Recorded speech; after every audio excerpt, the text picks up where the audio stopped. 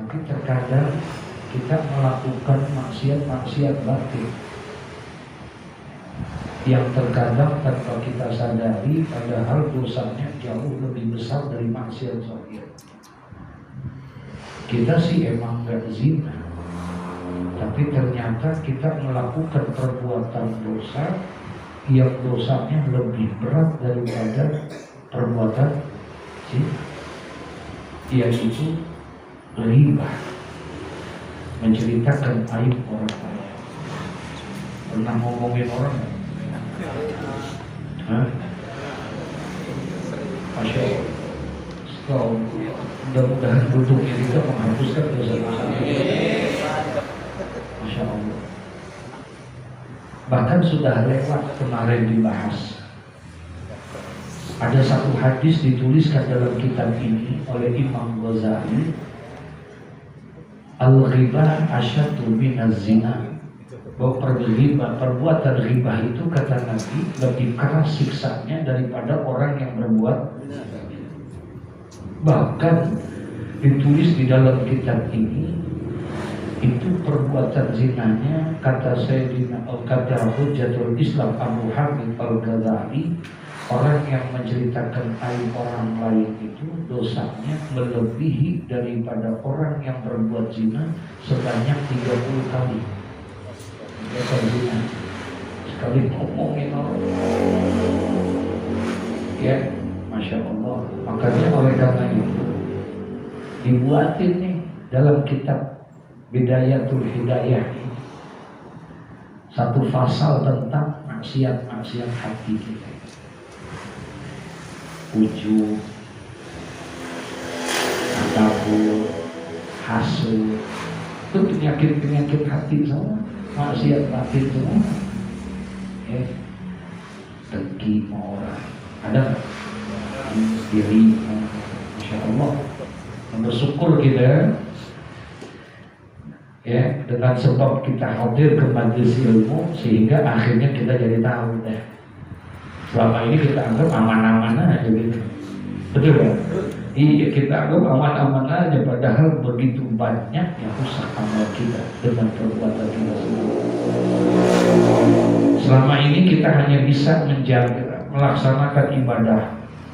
Oh, kalau bicara ibadah rajin kita, karena kita tahu memang pada hakikatnya kita manusia diciptakan untuk apa?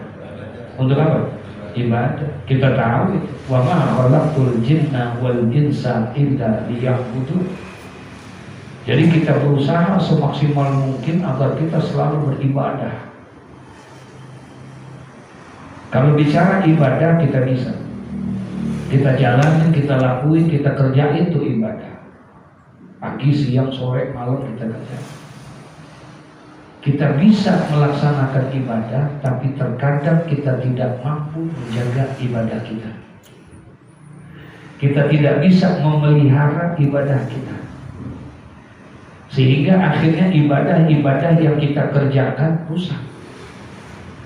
Gak ada nilainya nanti di sisi Allah. Nah, ini yang bahaya nih. Kita udah pede banget tiap malam ngaji, paham ya? Kita udah pede banget tiap malam tahajud. Kita udah pede banget perasaan kayaknya ibadah kita udah banyak banget romannya. Udah tiap bulan umroh, haji tiap tahun, kita anggap kayaknya kita udah hebat banget. Padahal kita tak tahu alangkah ruginya nanti ketika dibangkitkan kita dari alam kubur, dikumpulkan kita di padang mahsyar. Ketika dihisab amal kita tanya sama Allah, ya Allah, saya tiap malam ngaji, mana pahala ngaji saya? Ya Allah, tiap malam saya tahajud, mana pahala tahajud saya? Mana pahala ibadah haji saya, umrah saya? Ternyata kata Allah, ibadah yang kamu kerjakan tidak ada nilainya di sisi aku.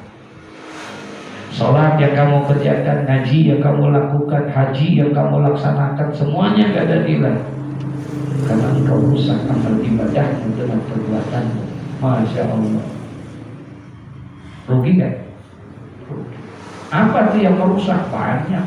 Nah ini lagi dikaji nih. Satu di antaranya amal kita akan rusak, kata Nabi, al-istighfar bi uyubil khalqi. Orang yang terlalu sibuk menceritakan aib orang lain, orang yang terlalu sibuk menceritakan kejelekan orang lain, tanpa kita sadari tuh. Yang merusak siapa? Yang merusak kan? Nah, kita lagi direm nih, lagi direm. Alhamdulillah, supaya kita bisa jaga, ya, Masya Allah.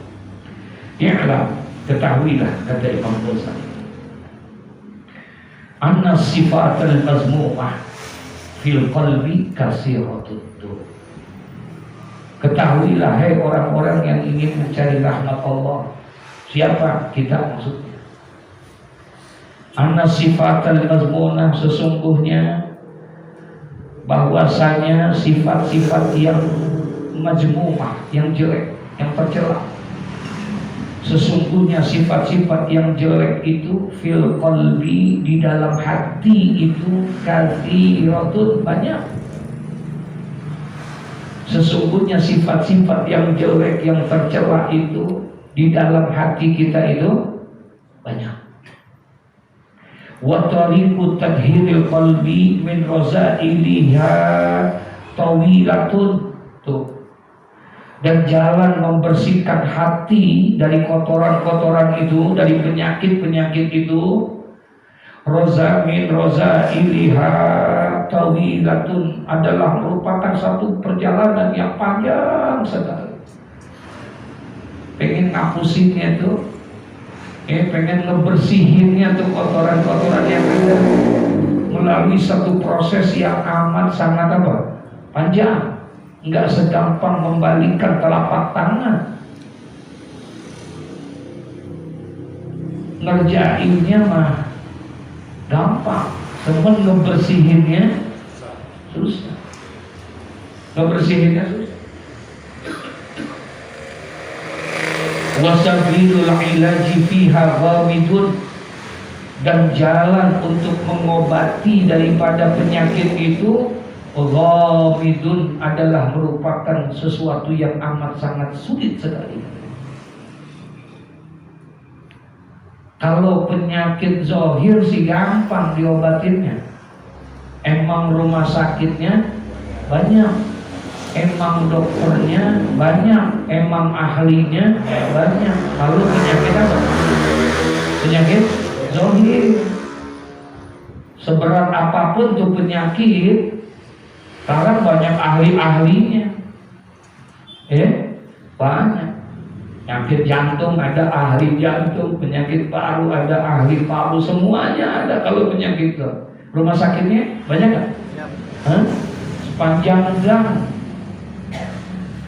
kita mau lewat, mau jalan, pasti ada aja tuh rumah sakit jantung, rumah sakit otak, rumah sakit ini, rumah sakit itu.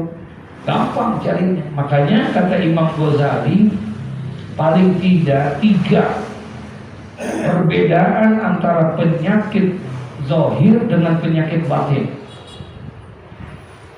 Kalau penyakit zahir tadi, rumah sakitnya banyak, dokternya banyak.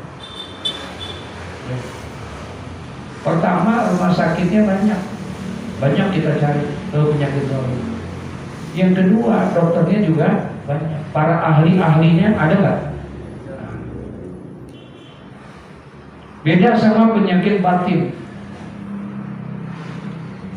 Penyakit batin itu ahlinya jarang.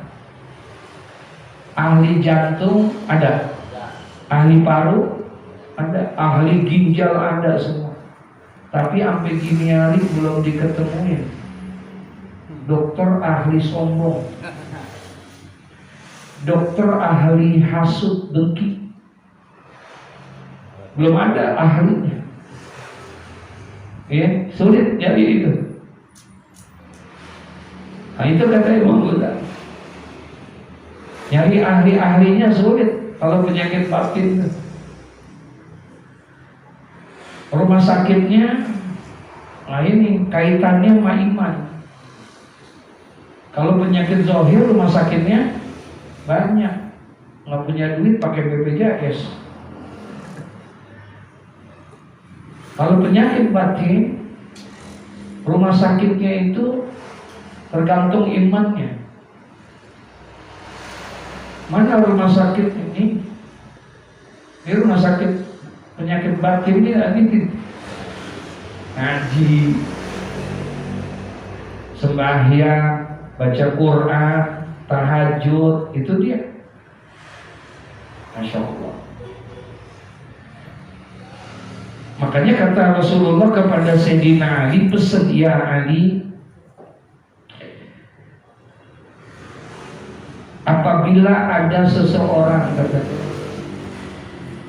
arba'ina yauman 40 hari dia tidak duduk di dalam satu majlis ilmu, maka akan keraslah hati orang itu. Kalau 40 hari aja dia nggak ngaji, maka hatinya akan keras. Karena nggak ada yang nyiramin. Ini kalau begini kita lagi diapain ya? Lagi disiramin, lagi disiramin kita. Masya Allah. Kemudian yang ketiga, kalau penyakit zahir, rumah sakitnya gampang, ahlinya juga gampang.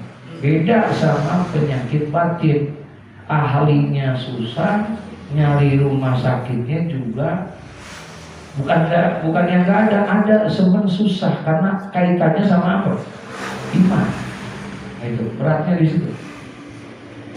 Nah yang ketiga, kalau penyakit batin, penyakit zahir itu urusannya hanya sampai dunia doang. Kaitannya hanya sampai dunia doang. Kalau penyakit zahir, separah-parahnya jantung paling habis-habisnya ngapain? Mati. Udah selesai. Beda sama penyakit batin. Kalau penyakit batin di dunia kita kena, akhirat apalagi? Penyakit batin, sombong misalnya, di dunia kita kena. Nggak ada orang yang senang sama orang yang sombong, betul ya? Kita akan dimusuhi dan dijauhi oleh orang kalau kita punya penyakit sombong. Sekalipun kita tinggi jabatannya, sekalipun banyak harta kita, sekalipun kaya kita, kalau sombong, orang pada demen nggak? Enggak. Nggak ada yang demen kita. Dijauhin kita, diomongin kita. Tuh. Di dunia kita kena, apalagi di akhirat. Tidak akan bisa masuk ke dalam surga apabila ada orang yang di dalam hatinya ada sifat sombong walaupun sebiji atom katanya. Di dunia kita kena, di akhirat apalagi penyakit batin. Ya. Makanya oleh karena itu, wa tariqu tadhhiril qalbi min raza'iliha tawilatun. Jalan untuk membersihkan penyakit-penyakit hati itu, penyakit batin, maksiat itu, hati itu, untuk membersihkannya itu merupakan perjalanan yang panjang. Apalagi kalau udah sampai melekat banget di hatinya, wah udah susah banget kan. Hati itu kan kata beliau, kata Imam Ghazali seperti cermin. Kalau kita beli cermin kaca tuh baru, kita beli cermin buat ngaca, enak gak? Jelas gak? Jelas. Wah, wujud kita kelihatan banget tuh. Jelek cakepnya kelihatan. Karena cerminnya baru.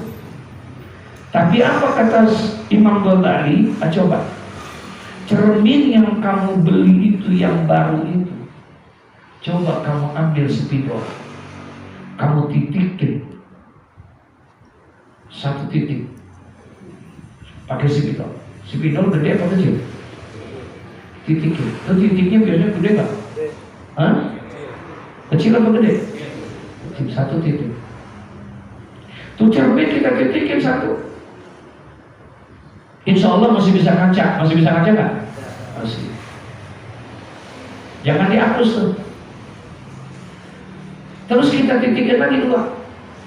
Besok kita titikin lagi 3. Tuh titik yang kecil. Tuh kaca yang segitu bersihnya, yang segitu cakepnya, tuh kaca buat cermin, lama-lama ketutup dengan titik-titik yang tadi. Kalau titik itu udah penuh dan kemudian nggak pernah dihapus, mau dihapusnya, susah. Mesti pakai apa? Mesti pakai apa? Enak. Nih, wa tariqu tabhidil qalbi min razailihi tawilatun. Dia merupakan satu perjalanan yang panjang. Wa sabilul ilaji fiha ghamidun. Dan juga untuk mengobati daripada itu semua adalah amat sangat sulit katanya. Ya Allah, ya Allah.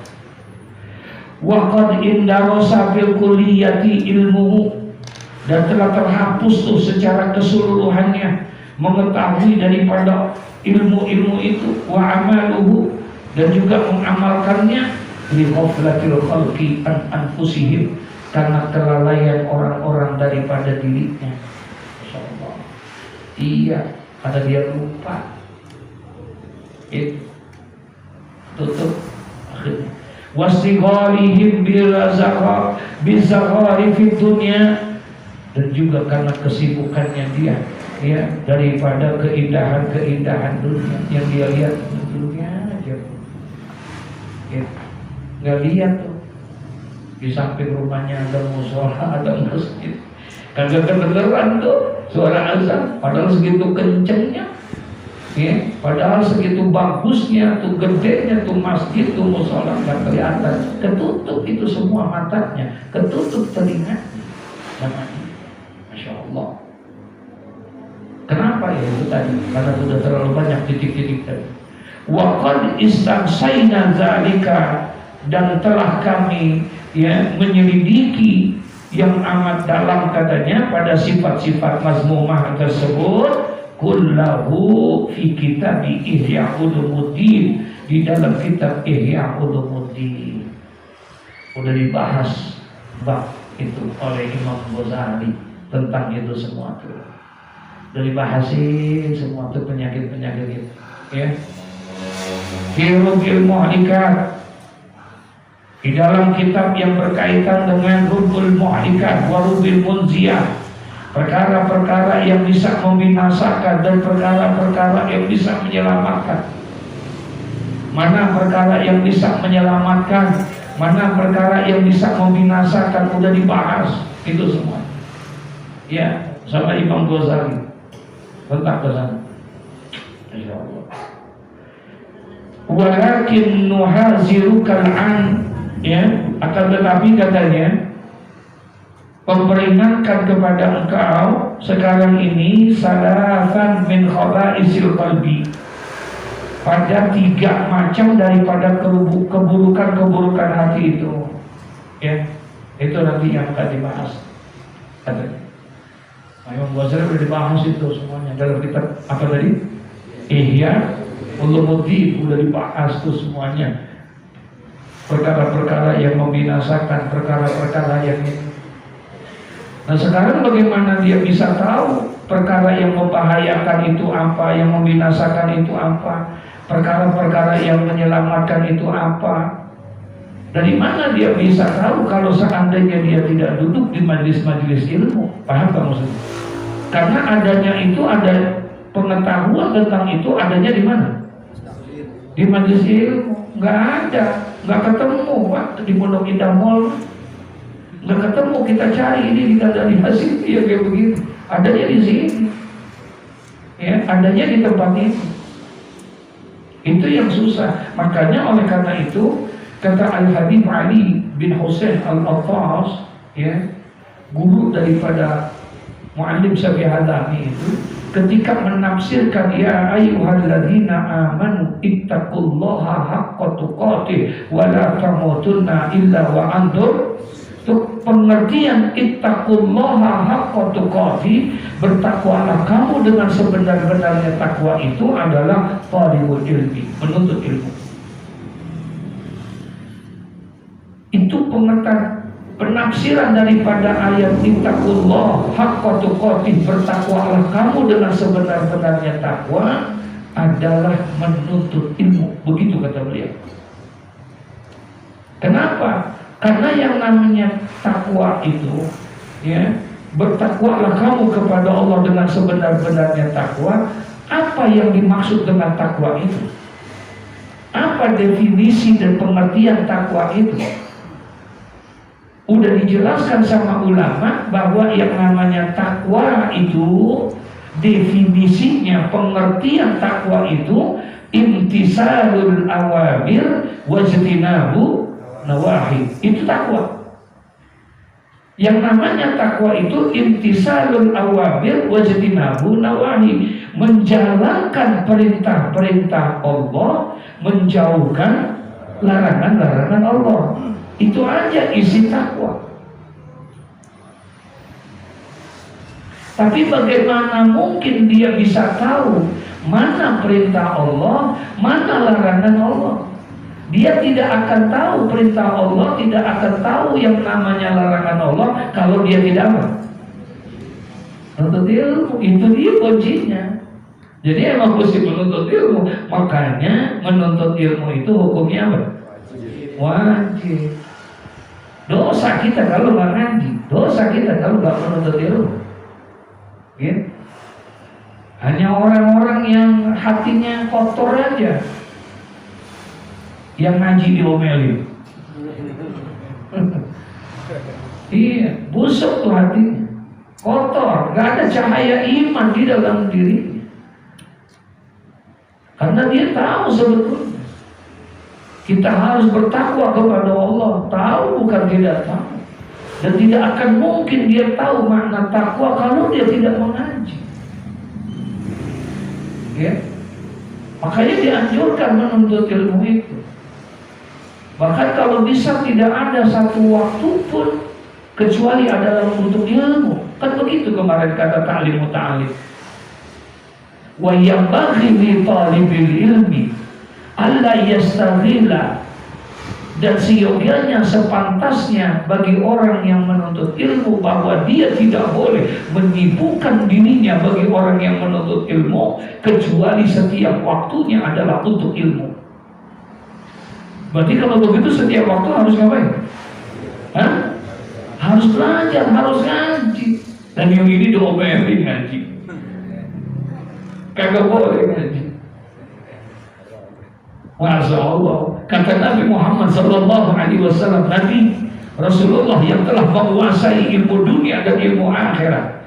Apa kata Nabi Muhammad? Apabila di dalam satu hari aku tidak mendapatkan ilmu, fala burika fi zalikal yaum, berarti hari itu aku tidak ada keberkahan dari Allah. Kalau satu hari aku tidak dapat ilmu, berarti di hari itu tidak ada apa? Nggak ada keberkahan dari Allah. Masya Allah. Itu Rasulullah. Sehari kalau nggak ngaji berarti hari itu nggak berkah. Kalau kita 2 bulan kagak ngaji, rumahnya masih tenang-tenang aja di rumah. Ya, besok mau penutupan girapang. Besok mau penutupan, alhamdulillah. Gitu. Ya ilah, ilah, proyek kita ngaji. Lumayan dah. Ya. Ramadan Syawal 2 bulan lumayan. Habis awal ustadznya pergi haji lagi. Nah, ilah. Kayaknya tasakuran kalau kayak gitu. Iya, kita nggak pernah merasa sedih tentang yang kayak begitu. Kalau Rasulullah aja menyatakan fala burika li fi dzalikal yaum, maka tidak ada keberkahan buat diriku pada hari itu karena aku tidak mendapatkan ilmu, katanya. Masya Allah, luar biasa. Ya, nah, jadi bagaimana tahu kita tentang masalah yang membinasakan apa, masalah yang menyelamatkan kita apa? Tidak ada. Masya Allah. Wahiyya ghalibatu ala mutafaqihatil al-asri, dan katanya yang mengalahkan kepada orang-orang yang mengerti daripada di zaman sekarang ini, lita'khuza minha, agar engkau dapat mengambil hazraka ya daripada kekuasaan daripadanya itu, masya Allah, agar dia bisa mengambil daripada itu semua. Fa innaha muhlikatun fi anfusiha, karena sesungguhnya dia yang akan mencelakakan pada dirimu itu. Wahia ummahatul jumlati minal khaba'is, yang adalah merupakan biang daripada bagi sejumlah minal khaba'isi, daripada keburukan-keburukan hati, siwaha yang selainnya. Wahia al-hasadu wariya'u wal ujbu, yaitu adalah sifat apa? Hasud, riya dan ujub. Ini hasud, riya, ujub. Ada nggak dalam diri kita? Hah? Ada nggak? Ada nih. Siapapun ada nih. Jangan lagi kita. Ustaz ada nggak? Hah? Ini ya. Hasud ini. Jangan lagi kita. Kalau yang awam kita, model kita hasud, mungkin ada boleh kali ya. Ya artinya ada pantas kalau kita masih ada hasud. Tapi justru yang hasud ini adalah mereka orang-orang yang punya ilmu, kadang-kadang dengki, ya, masya Allah, suka membandingin. Astagfirullahaladzim. Tak boleh kita buang tuh jauh-jauh gitu. Al-hasadu ya'kulul hasanah. Yang namanya hasud itu akan menghabiskan semua amal-amal kebaikan, kata Nabi Muhammad. Dengan sifat dengki gitu. Hasad ini Pak, mohon maaf, perlu digarisbawahi. Ini hasad termasuk daripada dosa yang pertama terjadi di muka bumi ini. Kan udah dijelasin tuh dalam kitab Nasaihul Ibad. Al-Imam Syekh Al-Hafiz Syihabuddin Ahmad Ibnu Hajar Al-Asqalani, 3 dosa maksiat yang pertama kali dilakukan di muka bumi ini 3. Al-Kibru, Al-Hirsu, Al-Hasadu. Ada berapa? 3. Itu dosa yang pertama terjadi di muka bumi ini, di alam semesta ini. 3 kata. Yang pertama Al-Kibru, sombong. Jadi sombong adalah dosa yang pertama terjadi di alam semesta ini. Siapa yang melakukan? Iblis, laknatullah alaih. Iblis yang pertama melakukan dosa ini. Dia dikeluarkan dari surga bukan karena tidak taat, bukan karena tidak ibadah. Konon 165.000 tahun iblis beribadah kepada Allah Subhanahu wa ta'ala. Luar biasa. Sujudnya itu ribuan tahun kalau sekali sujud iblis. Dikeluarkan dia bukan karena dia tidak taat sama Allah, bukan karena tidak ibadah, tapi karena apa? Sombong. Dikeluarkan dia. Jadi yang pertama melakukan dosa sombong adalah iblis. Yang kedua al-hirsu, maksiat. Dosa yang kedua yang terjadi di muka bumi ini adalah al-hirsu, ay at-tama', serakah, toma. Siapa yang melakukan? Nabi Adam alaihissalam. Nabi Adam yang pertama kali melakukan itu. Kata Allah, ya Adam la taqrabus sajarah. Adam, jangan sekali-kali kamu dekati pohon itu. Pohon apa? Allah bilang, Allah larang Adam, jangan sekali-kali kamu dekati pohon itu. Tapi ternyata karena sifat serakah manusia, ada tomak di dalam dirinya. Bukan hanya didekati pohon itu, tapi dia naik. Dia naik. Kemudian dia petik dan dia makan. Karena ada sifat apa? Serakah. Jadi yang melakukan serakah itu adalah Anda. Dan yang ketiga katanya al-hasadu miliyah, maksiat yang pertama kali terjadi itu. Siapa yang melakukan al-hasad, dengki ini? Qabil terhadap Habil. Ngiri, dengki sama adiknya Habil. karena adanya kawin sila. Semua anak Adam kembar, laki perempuan, laki perempuan, laki perempuan. Kecuali satu yang tidak kembar. Siapa? Nabi Allah Sis alaihissalam. Itu aja yang tidak kembar. Semuanya kembar. Laki perempuan, laki perempuan, laki perempuan. Kemudian terjadilah kawin apa? Sila. Kebetulan adiknya Qabil cakep. Adiknya Habil rada-rada jelek.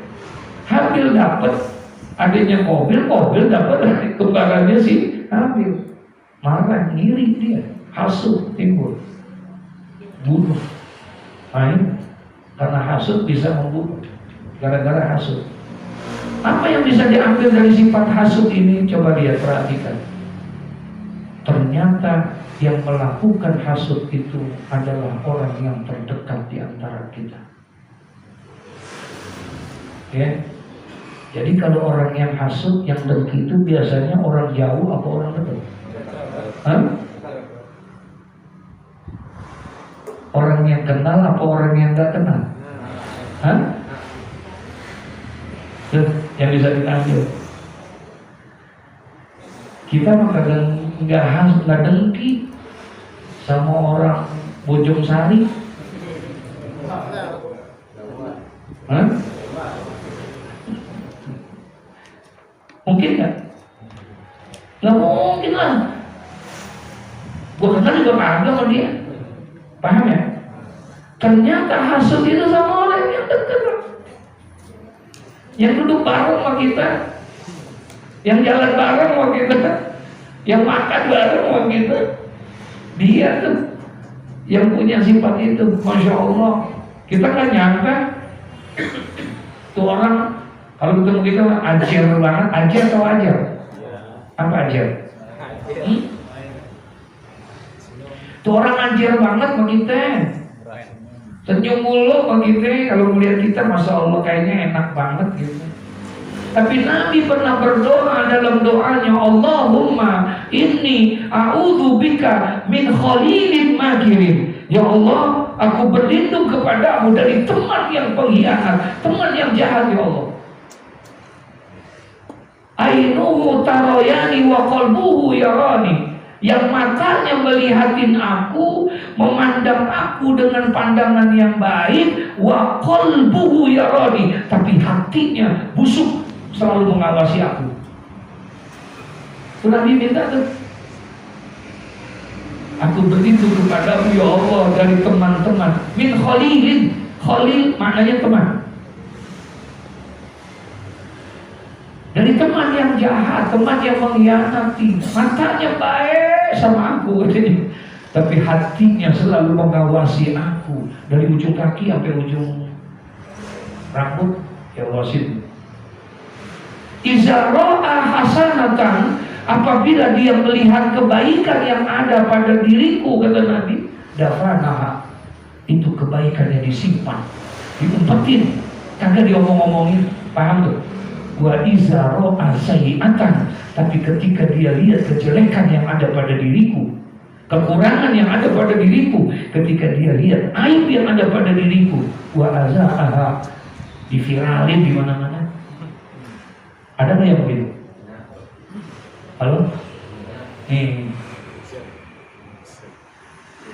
Jadi orang hasad itu nggak jauh.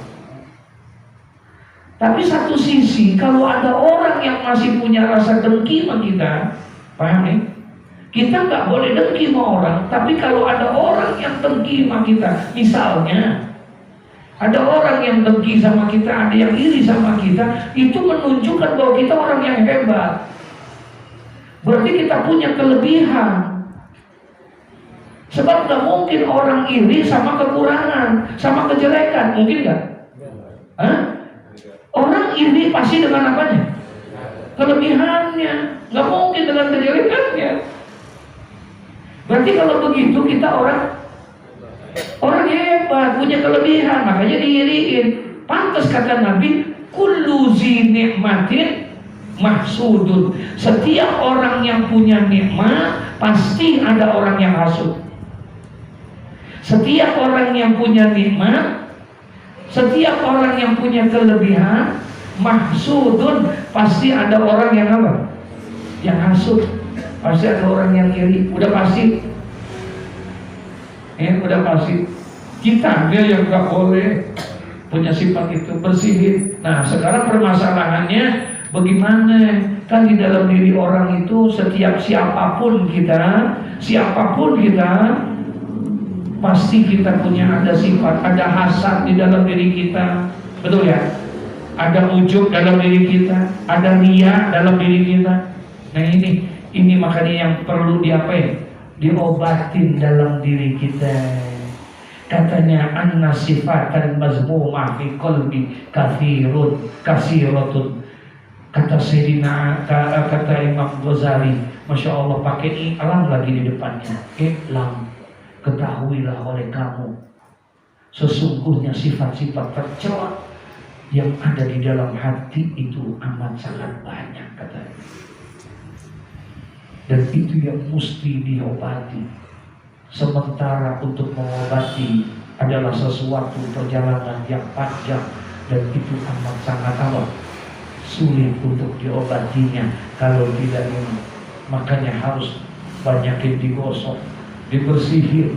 Dengan cara apa? Ala bizikrillahi tatma'innul qulub. Itu obatnya, supaya kita jangan banyakin istighfar.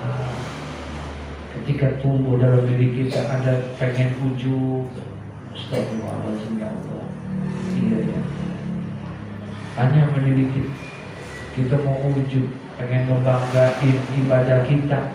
Ujub itu kan ngebanggain, itu namanya apa? Ujub, ngebanggain ibadah yang udah kita kerjain. Paham ya? Kagak diomongin, kagak ditonjolin, sebenarnya adanya di mana? Di hati doang. Ini kayaknya di mana di sini gue doang yang boleh ngajar. Segitu doang tuh tolong. Iya. Hanya gue doang. Ujub tuh udah. Ketika perasaan itu ada, obatnya apa? Langsung. Ittabi'us sayyi'at bil hasanah.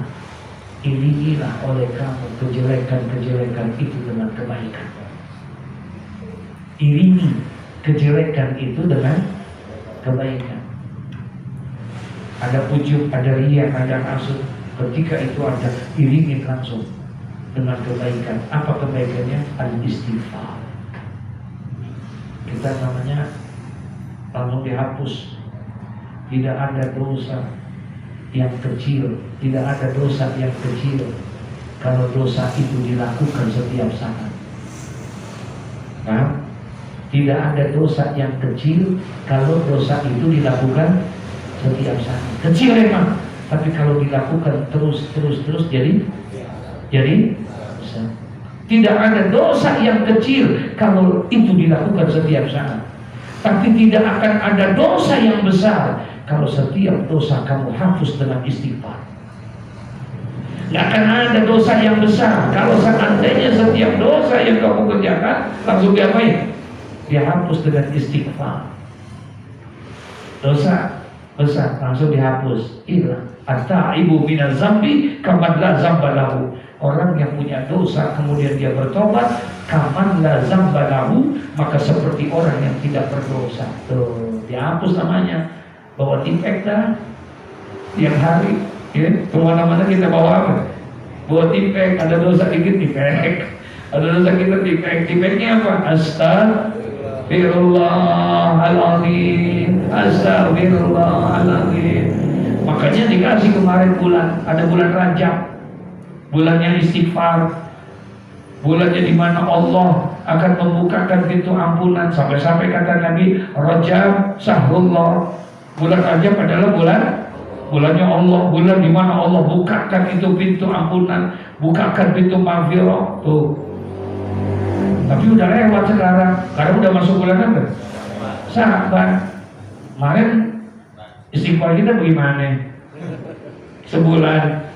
Ya Allah, tahu tahun depan masih ketemu lagi apakah enggak bulan Rajab itu? Kalau nggak ketemu lagi, rugi berarti kita sia-siain itu Rajab, betul ya? Iya. Kalau tinggal masuk bulan Sa'ban, kata Nabi, wa Sa'ban asari, bulan Sa'ban itu bulan aku, kata Nabi Muhammad. Kalau tadi Rajab bulan siapa? Bulan Allah. Tapi Sa'ban bulan aku, kata Nabi Muhammad. Sampai-sampai dalam hadis yang lain Nabi mengatakan bulan Sa'ban adalah bulan kelahiranku yang kedua. Manusia lahir berapa kali? Sekali. Tapi Nabi bilang bulan Sa'ban adalah bulan kelahiranku yang kedua. Bulan kelahiranku yang pertama Rabiul Awal. Aku dilahirkan secara fisik dari rahim ibuku Aminah. Tapi bulan Sa'ban adalah kelahiran, diangkat derajatku oleh Allah, terjadi di bulan Sa'ban. Di situ pengangkatannya. Dengan cara apa? Allah tunjukkan kepada semua makhluk. Allah perlihatkan kepada semua makhluk betapa Allah sangat memuliakan Nabi Muhammad. Ketika Allah perintahkan sholat, Allah tidak sholat. Ketika Allah perintahkan haji, Allah tidak haji. Ketika Allah perintahkan puasa, Allah tidak puasa. Tapi di bulan Sa'ban Allah tunjukkan, ketika aku perintahkan bersolawat kepada Nabi Muhammad, aku pun bersolawat di situ, katanya. Inna Allaha wa malaikatahu yusalluna ala nabi ya ayyuhalladzina amanu sallu alaihi wa sallimu.